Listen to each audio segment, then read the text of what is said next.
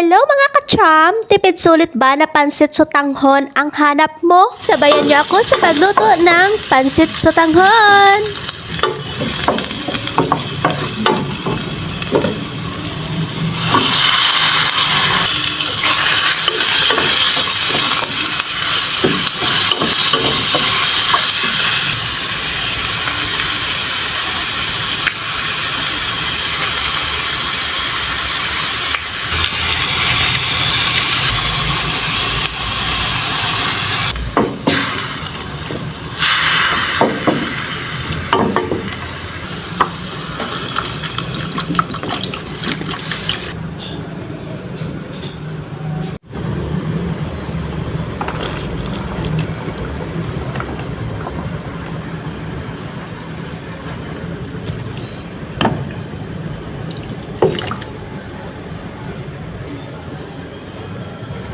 Kalahating breast part lang ng manok ang aking hinalo dito mga kacham. Hiniwa-hiwa ko lang ito ng maliliit. Pagkatapos ko gisahin ang karning manok, tinimplahan ko na rin ito. Nilagay ko na rin ang mga gulay, carrots at sayote. At dahil madali lang lutuin ang sotanghon, hinalo ko na rin ito kasama ang cabbage. Pagkatapos, bago ko inilagay ang kanton, isinawsaw ko muna ito sa kumukulong tubig. At hinalo ko na rin. Pinaghalo-halo ko lang ito hanggang maubos ang tubig. Okay lang ito mga kacham kung maraming tubig ang ating pansit sotanghon. Higupin lang ito ng pansit at kanton. Basta kanton at sotanghon ang pinag-uusapan, okay lang nalagyan natin ito ng maraming tubig.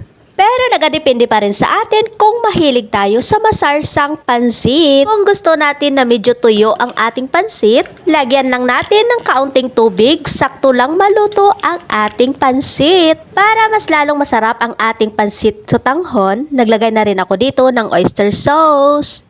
O ayan, luto na ang ating pansit sotanghon. Tipid sulit na pansit sotanghon, pero masarap. Simpleng pagkaluto, pero swak na swak sa ating budget mga kacham. Kung ganito ang aking pagkaluto ng pansit sotanghon mga kacham, kakain ka ba kung ganito ang aking pagkaluto? Lutong bahay lang po ito mga kacham. Patsamba sa lasa at patsamba sa sarap. At syempre masustansya. At syempre, masustansya rin ang ating pansit sotanghon dahil meron tayong gulay. Merong halong gulay.